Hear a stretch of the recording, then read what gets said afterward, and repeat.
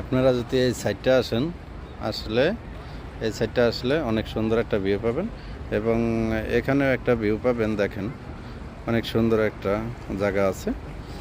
ও এখানে দেখতে পারেন পুরা সমুদ্রের মাঝখানে সেই পাথর দিয়ে ওই সামনে গেলে দেখবেন ওই যে কিছুক্ষণে লাল একটা লাইট জ্বলবে, ওইটার সতর্কবার্তা।